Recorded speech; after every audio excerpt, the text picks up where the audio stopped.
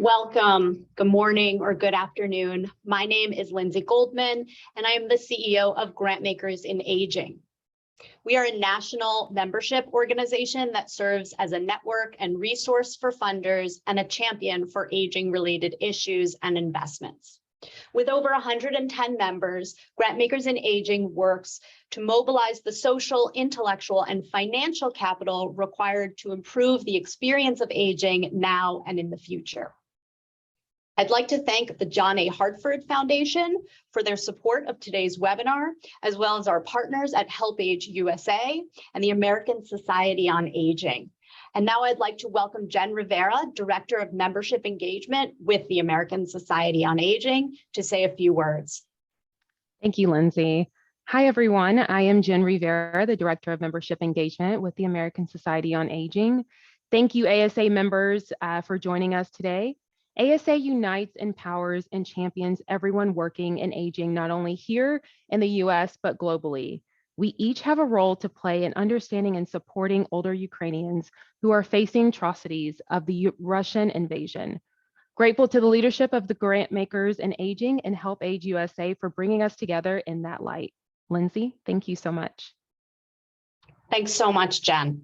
And at this time, I'd like to hand things off to Cindy Cox-Roman, CEO of HelpAge USA, who will introduce today's speakers. Thank you, Lindsay, and good afternoon, everyone. It's my pleasure to introduce today's speakers. First, Dr. Alexander Sidorenko, who is an expert in international and national policy on aging and a HelpAge International board member, will speak from both a professional and personal experience about Ukraine, where he grew up. Next, Alexander Ryabkin, who is working with HelpAge in Ukraine, will talk about what is happening in the Dnipro region, where many older people from Eastern Ukraine have fled. And finally, Jane Buchanan, a HelpAge advocacy advisor with extensive background in human rights research, advocacy, and training, will talk about advocacy activities underway in the United States, focused on a targeted humanitarian response for older people, and what others can do if they'd like to join us in terms of ongoing fundraising activity and advocacy activities focused on this. And we'll have our contact information at the end. So Alice, if you could move to the next slide, I'm happy to ask Dr. Sidorenko to take it from here. Thank you.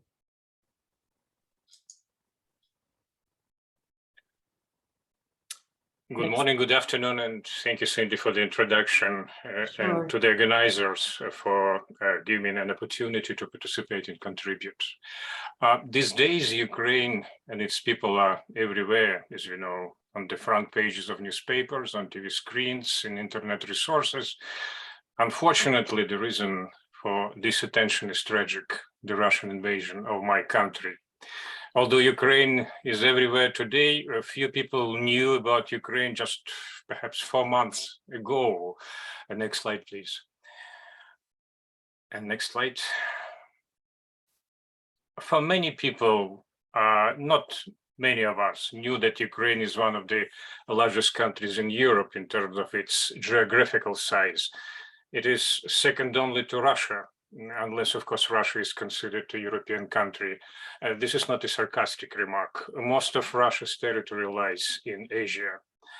Ukraine is bigger than France or Sweden, number 2 and number 3 among the largest countries of Europe. Next slide, please. Ukraine is demographically the oldest country among the 12 ex-Soviet countries, ex-Soviet republics. The graph on the far right shows the ranking of the countries of the former USSR in terms of the proportion of the population aged 60 and over years. Ukraine at the top of the ranking. Among the countries of Southeastern Asia, Europe, the second chart from the right, by the share of the population over 60, Ukraine is on par with Bosnia and Herzegovina. And many of the countries of this region are candidates for the European Union membership. On June 23rd this year, Ukraine also became a candidate country for the European Union. Among the so-called new European Union member states that the said chart on the right, which joined the European Union in May 2004 or later, Ukraine, by this very same indicator, percentage of population age 60 and over, shares of the population corresponds to Poland. And among the all European countries, it is almost equal to Great Britain. That's the very slide, the chart on the very left. In the Western Hemisphere, Ukraine with 24% of 60 plus is older than the United States, with 23% of 60 plus, but younger than Canada, which has 25% of 60 plus people. That's 2020 data. Next slide, please.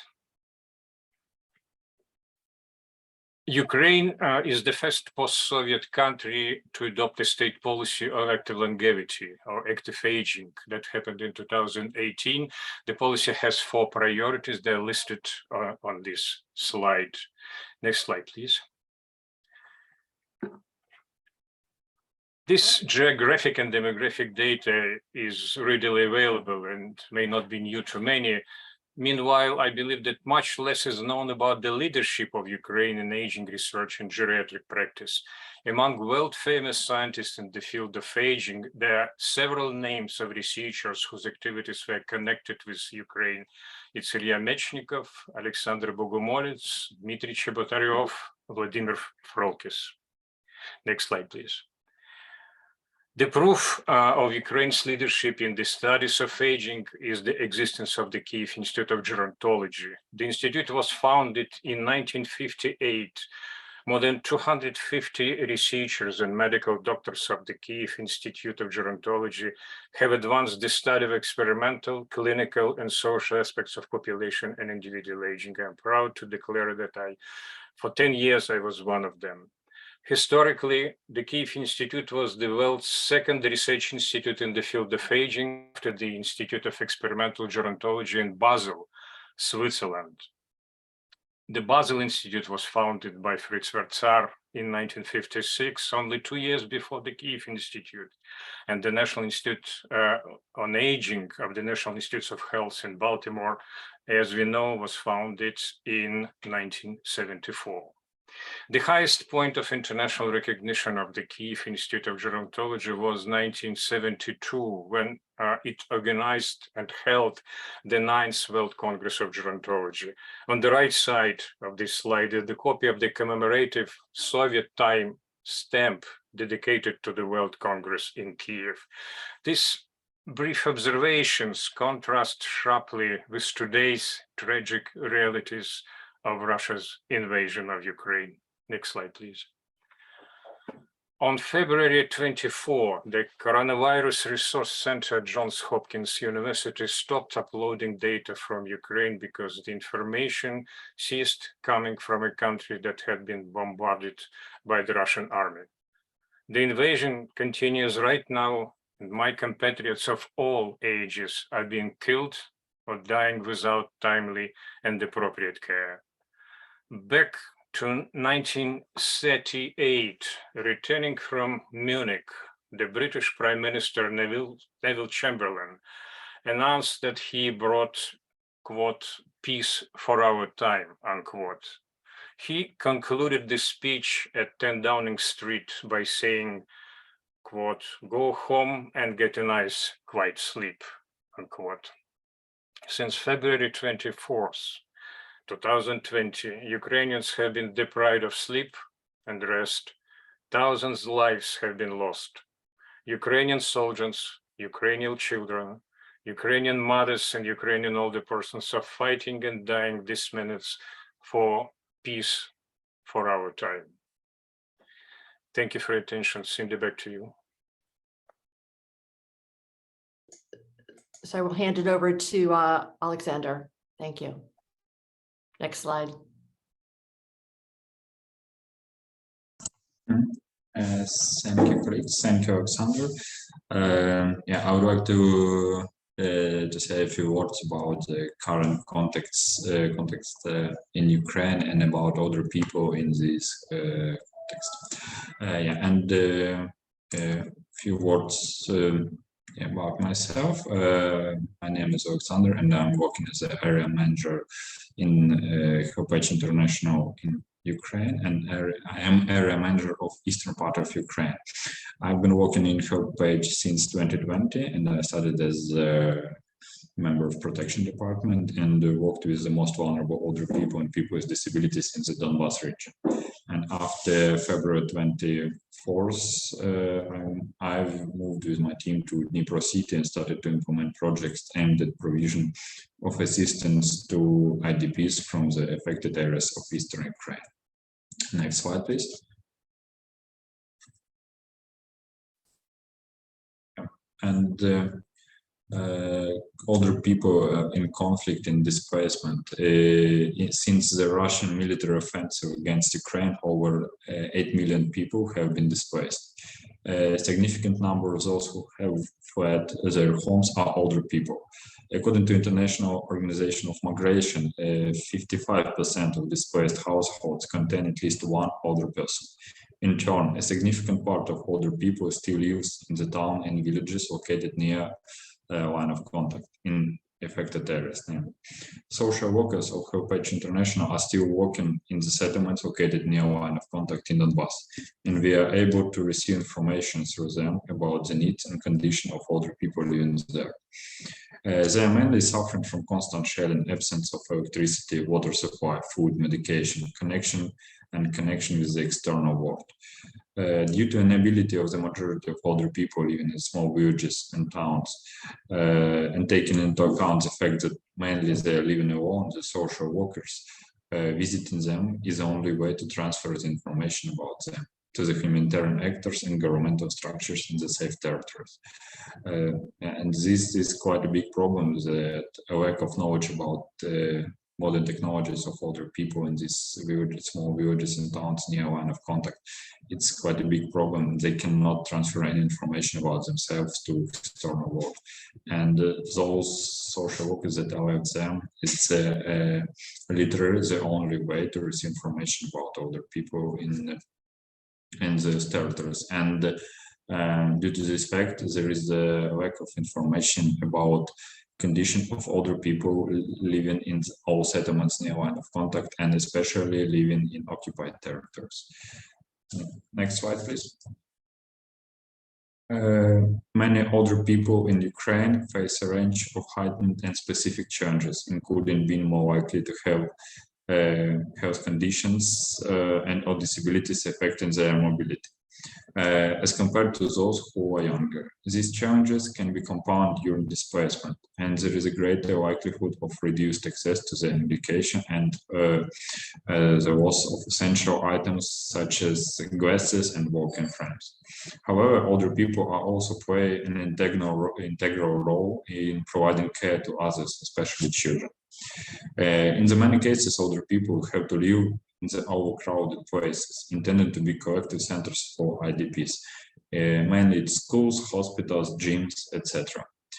Namely places that are not suited for people with poor health or special needs. Those who have been rapidly evacuated under shelling and air attacks were able to take only documents and a few things with them.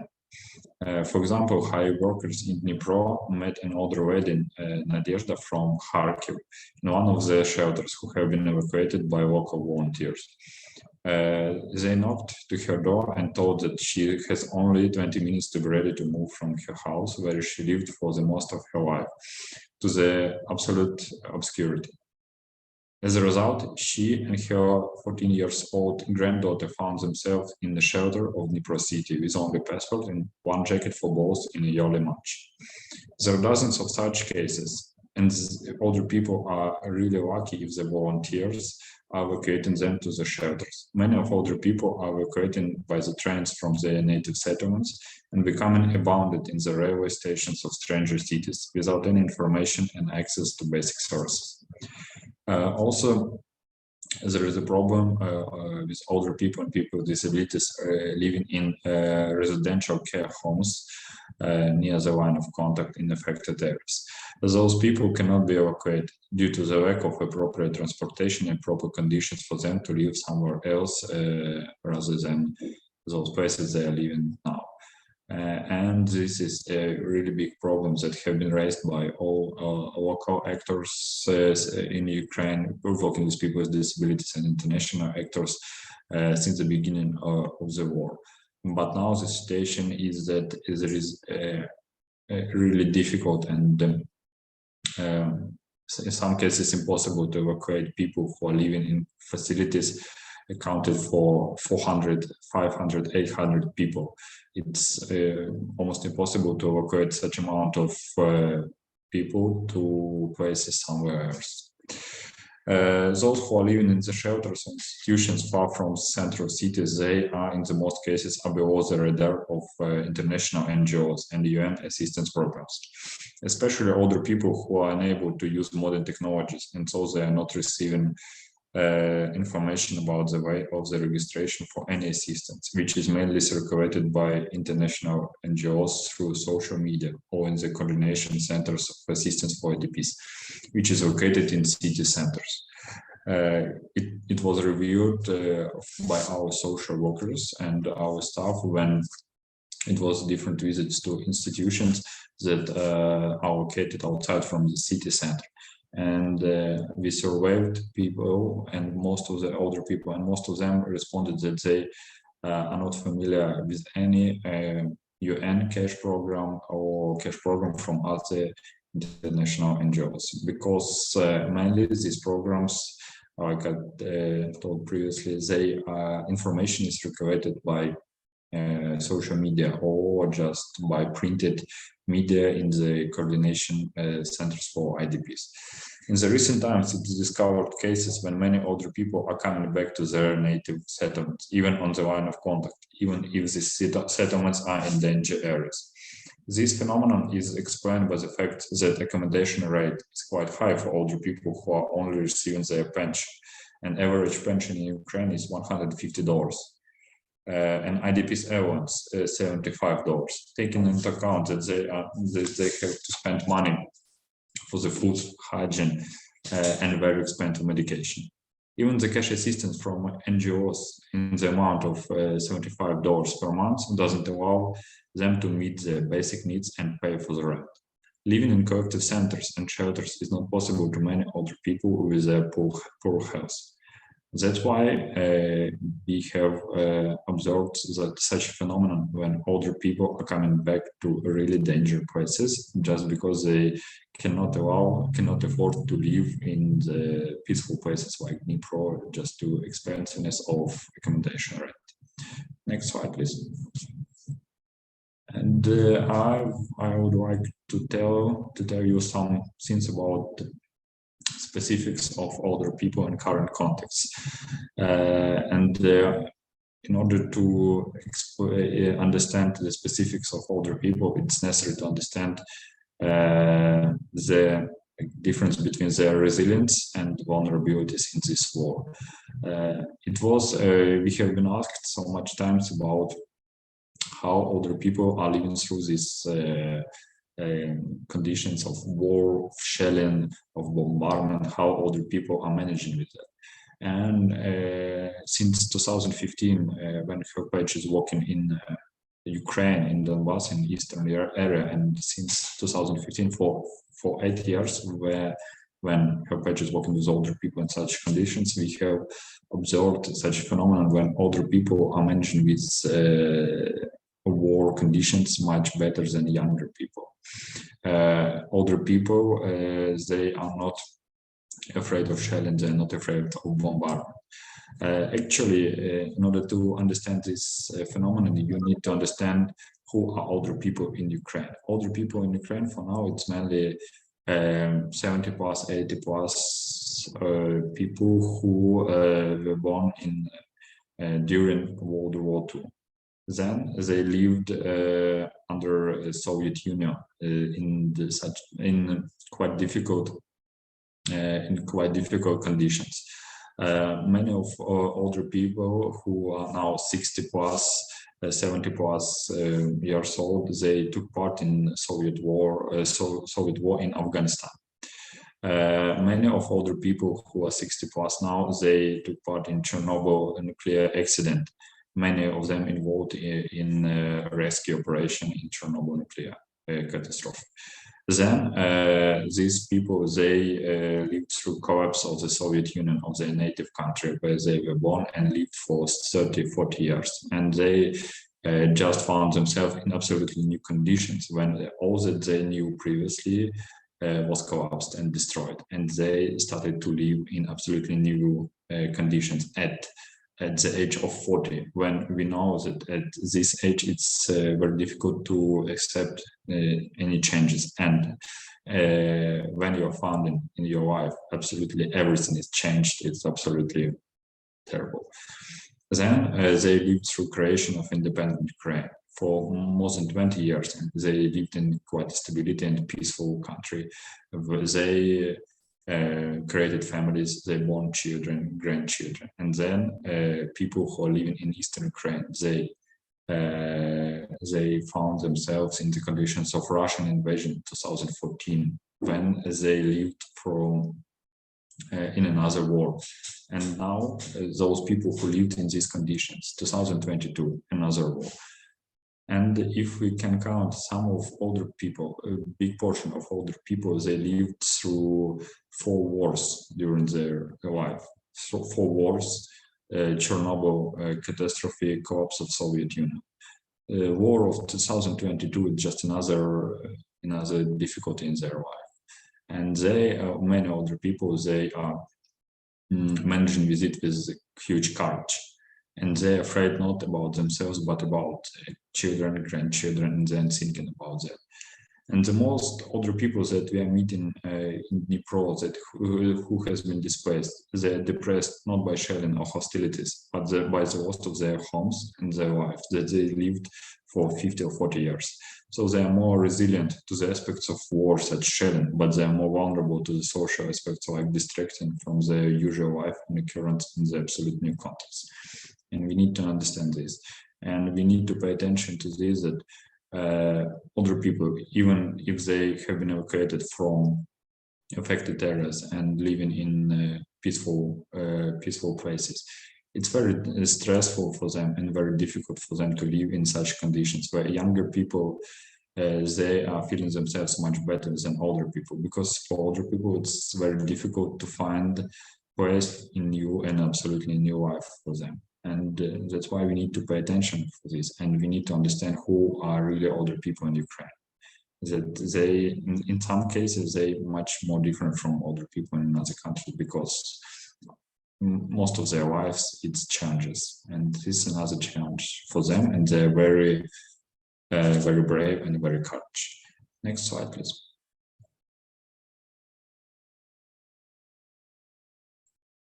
And some points why it's important.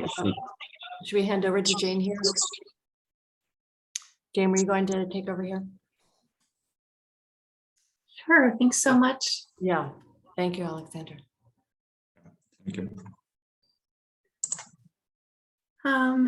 So yeah, I just wanted to share a few of the advocacy points that we feel are most important, based on what we know from our HelpAge's work on the ground in Ukraine, as well as our work around the world in other humanitarian crises, fragile situations, and the situation for older people there. So, for most donors and organizations who implement humanitarian services and aid, older people have not consistently been recognized as an at-risk group who merit targeted intervention and had particular needs of particular high risk of being excluded in interventions that are taking place. Now we see more and more that there is better recognition, but the focus is not as strong as it is regarding other at-risk groups, and we'd like to see more equality and parity for older people as an at-risk group, and for this to be sustained, consistent, and for the response to be comprehensive. So we're really encouraging donors and humanitarian partners and supporting them wherever possible to be sure that older people are included fully, and that services of all types are accessible and available to them, including facilities, including the important issue of information that Alexander mentioned in terms of reaching technology, being able to use technology, to have technology, which has become such an important source of sending and receiving information, including in many humanitarian contexts, and especially in a place like Ukraine. We're also aware that there's a lot of important concern and investment and attention to gender-based violence interventions. Unfortunately, very often these they stop at a certain age, and older people are simply not included. They're not considered as potential victims, and so do not benefit from those essential services. So we want to be encouraging that any of that work be comprehensive with people at any age in their lifespan. We know very well from the situation in Ukraine that there have been documented cases of all types of violence against older women, against older people. And then the last point, which supports all of these different aspects, is the importance of data collection, and that programs that are being implemented, that there is really good monitoring, assessment of how those programs are being implemented, and that data is collected, data that is sex, age, and disability disaggregated, so that implementing agencies, donors can know exactly how older people are being reached or not, what are the gaps, and how do they adjust policy, because without this information, we're at risk of repeating a lot of the same mistakes where older people are left out of interventions because they are so often on the margins. They're not, as we heard from Alexander, not easily reaching collective places of distribution for aid and services. Maybe in many cases, the only people remaining in a village or town because of the conflict situation. And so outreach to them is either limited or non-existent. Next slide, please. So in addition to our life-saving support on the ground in Ukraine and other places, HelpAge is involved in advocacy, trying to share information and encourage better actions on the part of donors and humanitarian agencies and others. Cindy and I and others are directly engaged, particularly with the US government. The US is the largest humanitarian donor in Ukraine at the moment, is a major humanitarian donor around the world. And really building on some of the existing interests there to support older people, to make sure that this is consistent, comprehensive, and sustained over time. And we're really eager to partner with others. If you're eager to take action right now, we know that elected officials are, many of them are very involved in congressional approval, support for funding in Ukraine. I'm sure that we know that they are eager to hear about constituent concerns and interest in this topic. So we certainly encourage people, if they can, to reach out to your elected officials, raise your concerns about older people in Ukraine, their risk of being left out of the humanitarian response, and that funding is an important way for Congress to have some oversight and monitor how that is all being implemented. For those of you who are maybe interested in engaging a little in other ways and with us, we are in the process of developing an advocacy toolkit that will have some different steps that people can take on their own as an organization to reach out to key interlocutors, to raise these issues, in the media and on social media, and support our ongoing work. With the next slide, please. So you can reach out to either me or Cindy Cox-Roman, who you heard from earlier, if you're interested in partnering or learning more, we're absolutely happy to share information about funding, advocacy, and anything else. So we hope to hear from you, and thank you so much. I'll turn it back over to, I think, Cindy.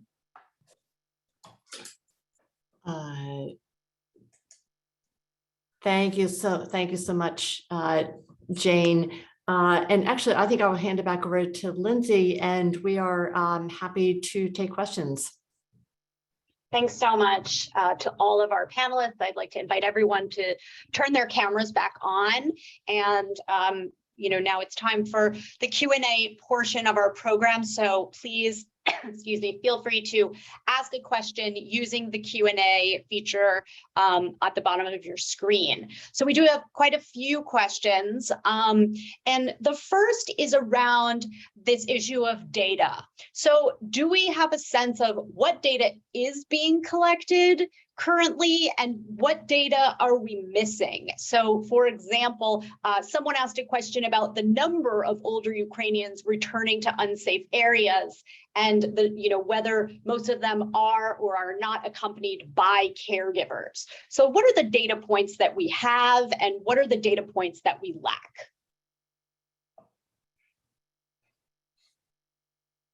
Whoever wants to jump in. Jane, do you want to address that? Well, I think Alexander responded in the Q&A on the point, in the question about older people who are returning. Alexander, do you mind sharing that answer to the whole group? Yeah, sure.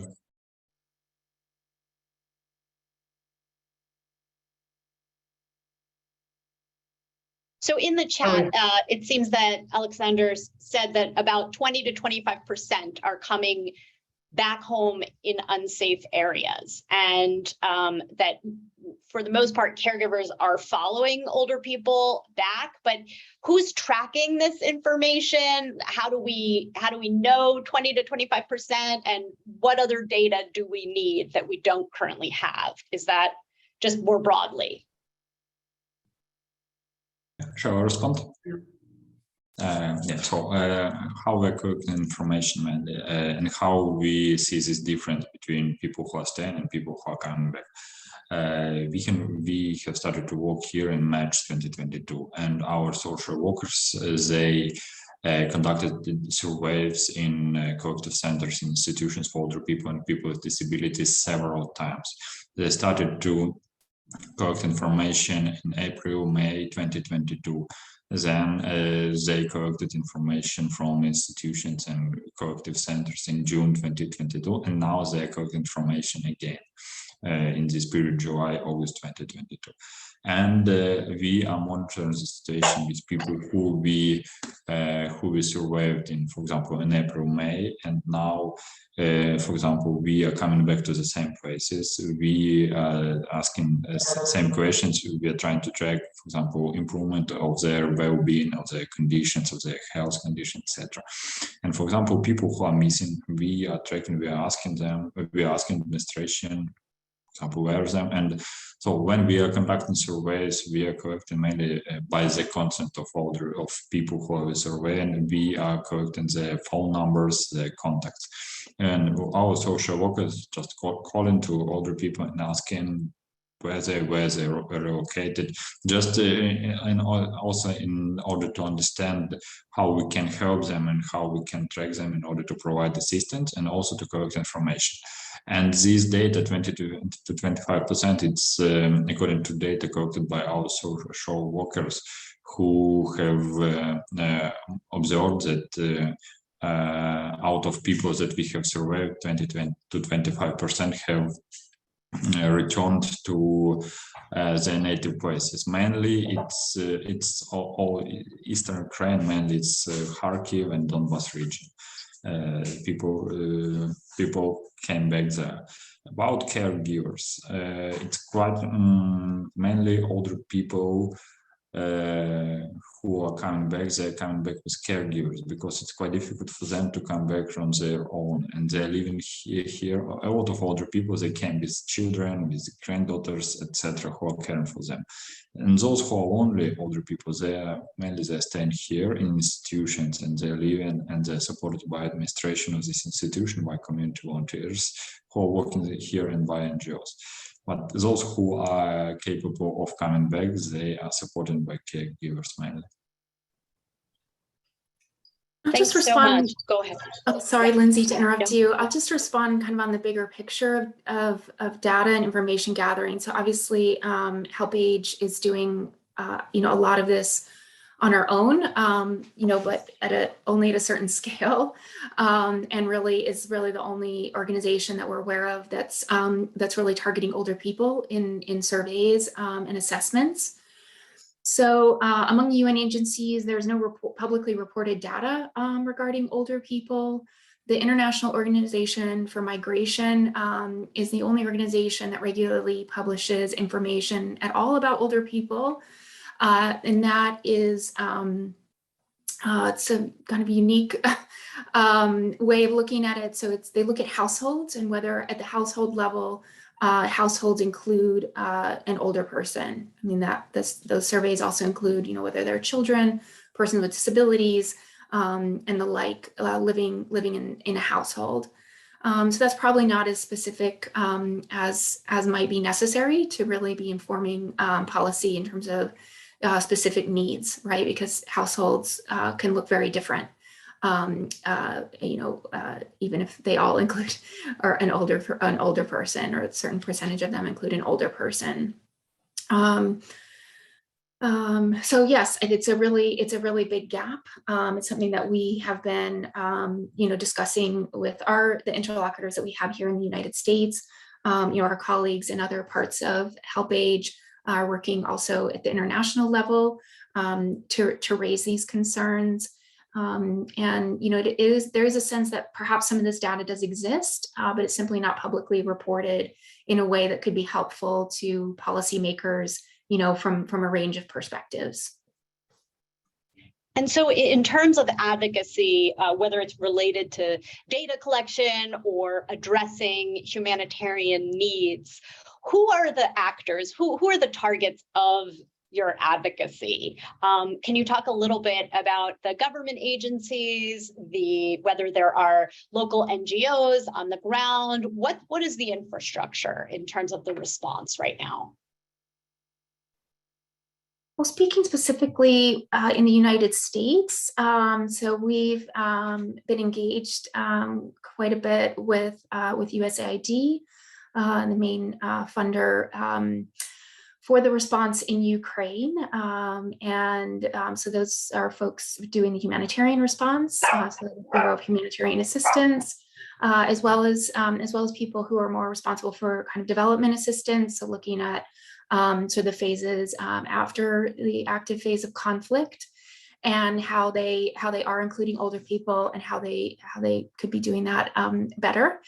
And then also in the State Department, similarly, people who are working with refugees in other countries who have fled Ukraine. Again, how inclusive is the response of older people? As well as people working on human rights and democracy at the State Department. Again, that the responses also be fully inclusive. So that's sort of from the U.S. government side. We're also doing a lot of work just to communicate with the big humanitarian organizations and agencies that are implementing programs that are supported by these donors and others, to make sure that they have the tools they need to be inclusive in their programming. And then again, we have kind of an international aspect to this as well, with colleagues working in Europe and with the UN system at the global level, on all of these same key issues.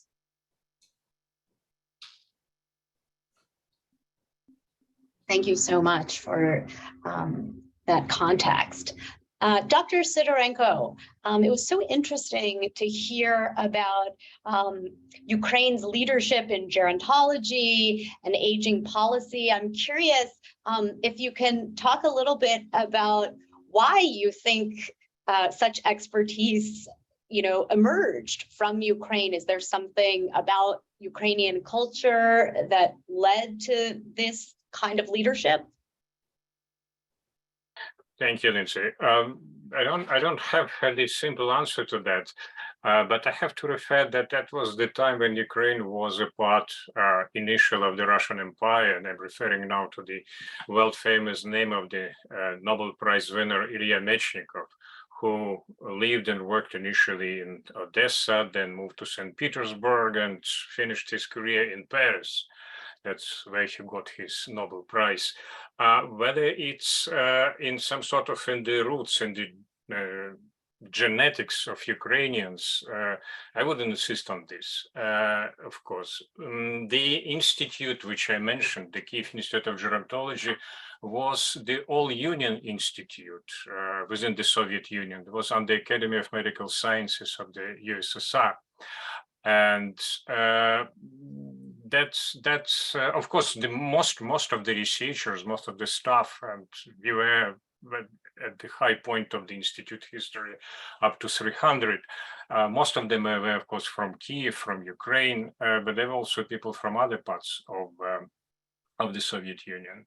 The institute was a real nucleus of studies on aging, not only in the Soviet Union, not only in the USSR, but practically for the entire Eastern Europe. It was a coordinating center in good sense of it, not in Soviet sense, because it was the achievements, the research authority of the institute, not sort of an emerged and implied responsibility for aging studies in Eastern European countries.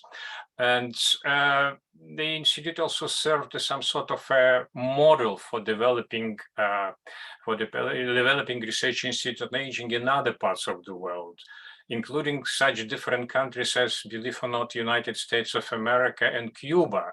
Robert Butler, the said director of the National Institute of Aging in Baltimore, visited our institute a couple of times, and he noted in his numerous presentations that it was a unique experience that used to be accumulated at the institute, higher level of studies immediately implemented immediately, of course, after certain probationary stages into the practice, because within the institute we had not only scientific laboratories, but also several clinical departments. So that's been a unique experience. By the way, Institute is still in existence in a very difficult shape, of course, but I've spoken to one of my friends who is professor of cardiology at the Institute, and he said the Institute resumed its work a couple of weeks ago. Lindsay? Thank you so much. That's so interesting. And do you know if the Institute is collecting any data? Is that a partnership that? Yes, Nancy, of course it does, because if you're talking about socioeconomic data on older persons, it's mostly, of course, different kind of social surveys. It's not, they do not have simply the staff and the power to organize some sort of all country collection of data. It's because the trial surveys, but there are several other institutions that are involved in the studies of aging, and among them the Institute of Demography and Social Studies, which is also in Kiev, and they put together their efforts to address these issues. So yeah, they used to work quite productively, I should say, but the gaps are numerous. Just one gap I would like to mention when we're talking about data: for 30 years there have not been a single census in our country, and it was supposed to start this year, but of course it will not. Lindsay? Prior to the Russian invasion, can you talk a little bit about the long-term care system that exists existed and continues to exist to some extent in Ukraine, both, at an institutional level and, home and community-based services. Right. I think we have to distinguish between two stages in the history of social services and long-term care in Ukraine and in many other countries of the former Soviet Union. Basic universal care during the Soviet time at a very low level. Everyone was covered, but at a very low level. And then the period of transition in 1991, after the collapse of the Soviet Union started. There were several more and less comprehensive attempts to inject new approaches to social services and long-term care. If I'm not mistaken, in 2016, the special national program was adopted for social services. I mentioned another one on active longevity. It's a beautiful program. I just had the chance to contribute to its development. But I have to admit that the implementation of both programs, both national strategic documents, have been subtle, to put it at best, partly because of lack of resources, which had become a particular problem after 2014, after the actual beginning of the Russian invasion, and which became, of course, practically impossible since February of this year. So what has attempted was to, under the name of optimization, the efforts were made, and that's term, I believe, also well known in the United States and definitely in Western Europe. Under the slogan of optimization, and the efforts have been made to shift the responsibilities for financing and developing long-term care to the private sector. What has emerged is again the marginalization, because those people who could afford to pay for the costly insurance, and as we know, it's universal, the long-term insurance is the most expensive part of any social insurance in any country of the world. Those people got what they wanted, but the level of the care for ordinary people has diminished. That's the current status, Lindsay. And in terms of the need, which is clearly increasing every day, we have a lot of funders on the call today. And so I want to turn our attention to a question that was just asked. Do we know how much in US dollars would be needed to meet the needs of at-risk older Ukrainians during this war? Is that a knowable number given the gaps in data collection, or do we have a sense of, what could be done should there be an influx of funding?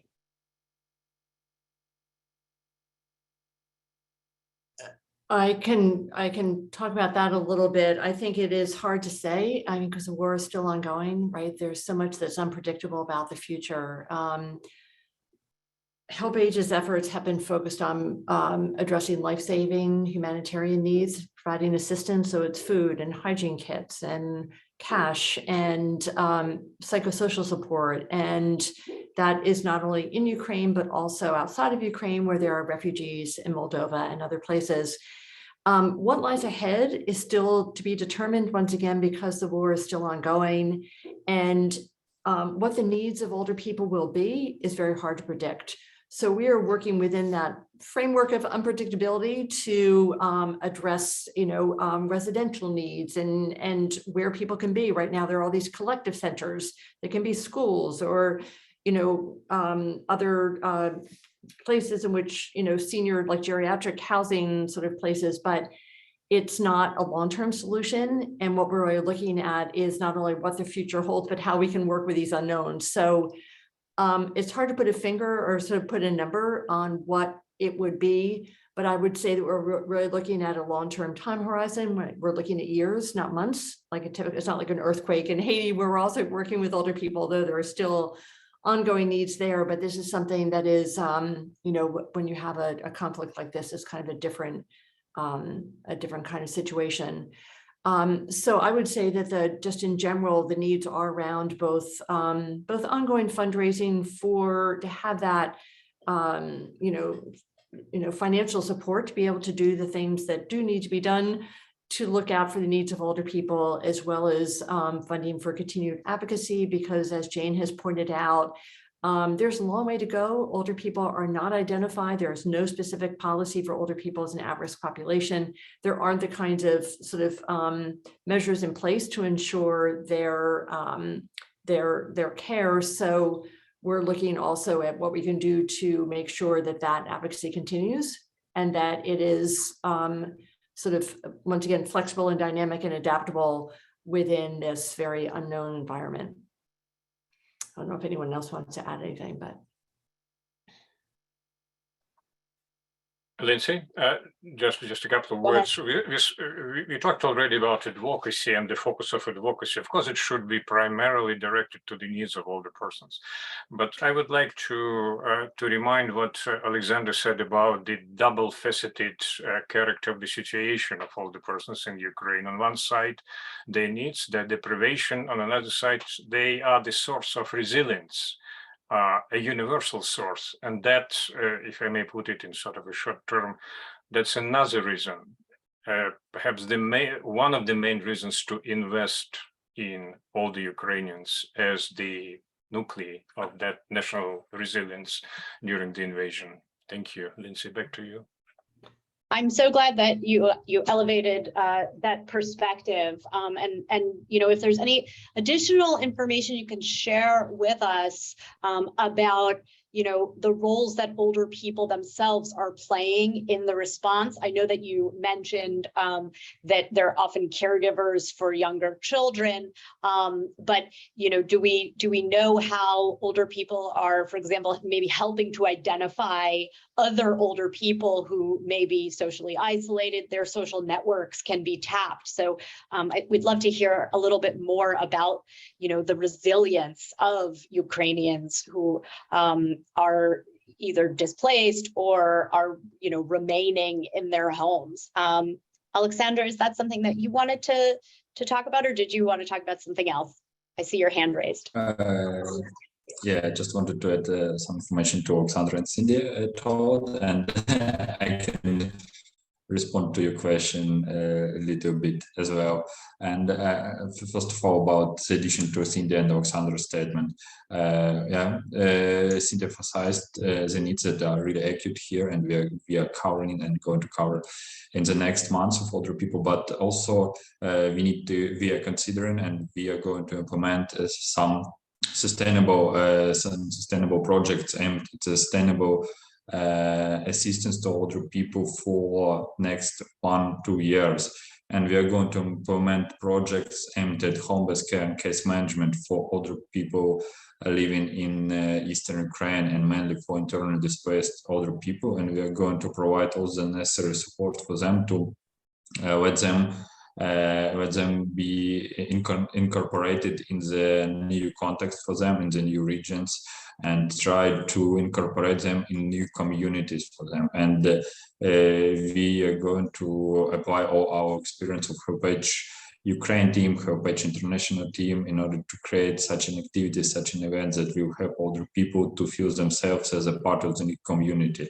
and not be so stressful about their towns and settlements where they cannot be back, telling the truth, because a lot of settlements they are occupied, a lot of settlements they have been wiped out and they cannot come back, and we are going to help them to feel themselves at home here. And about second question, how older people are engaged in humanitarian response here and how they're helping us. First of all, I think about 60% of social workers who are working in Donbass still near line of contact. They're 60+ years old social workers, and they're helping us. They're collecting information, they're providing assistance, and it was our approach previously. We attracted older people for work, and it was so-called peer-to-peer approach, when older people knows better what is necessary for older people, how to find proper words, proper ways to older people to provide psychosocial support. And those people, they are still working there, they're still supporting another more vulnerable older people and helping us. Also, we find the same approach here in Dnipro when we are hiring older people as social workers here as well. And we are going, when we are implementing this case management home-based care project, we are going to open community safe spaces for older people, and on the ground of these community safe spaces we are going to create peer-to-peer groups, initiative groups out of older people, proactive older people who are wanting to help another older people, and we will show how older people can help and how experience of older people is very critical in this context and in these circumstances. Thank you. Thank you so much.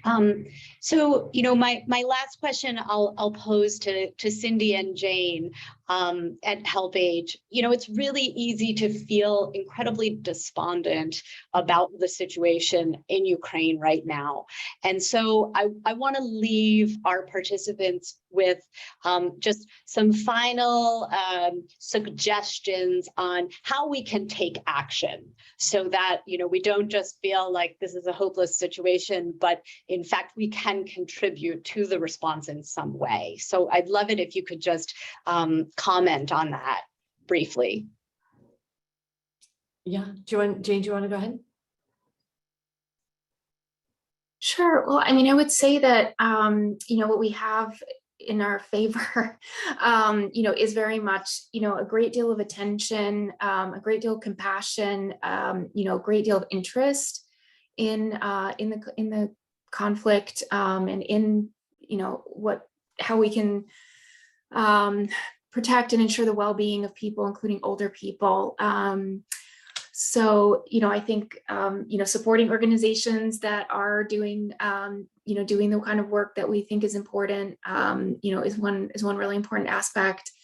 I think, as I said, we have we're doing a lot of advocacy. We have a great coalition of advocacy partners. We're looking for more.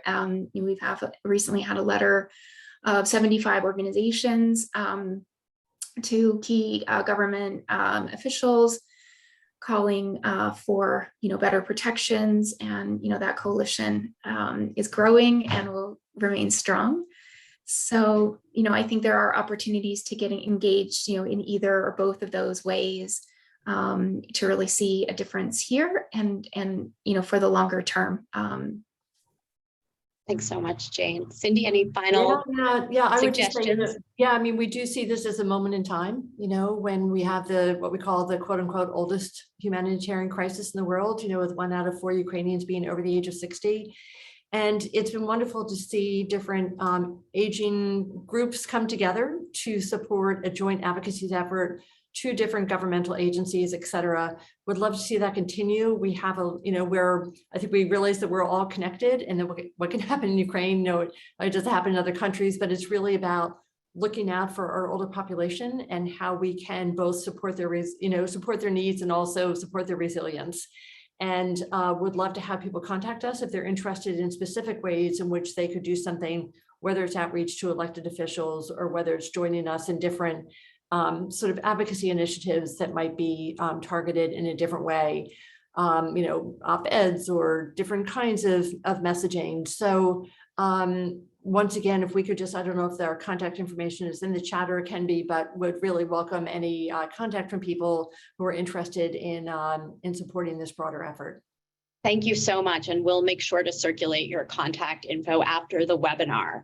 So thank you all for joining us today. We really appreciate your time and the work that you're doing. We hope that you'll all join us for our next webinar on July 28th. which is a continuation of our series on addressing Alzheimer's disease and related dementias in partnership with Bader Philanthropies. Please help us to improve our programming by completing a brief survey immediately after this webinar. And thank you all for participating today. Thank you so much, Lindsay. Be well. Thank you. Thank you. Thank you for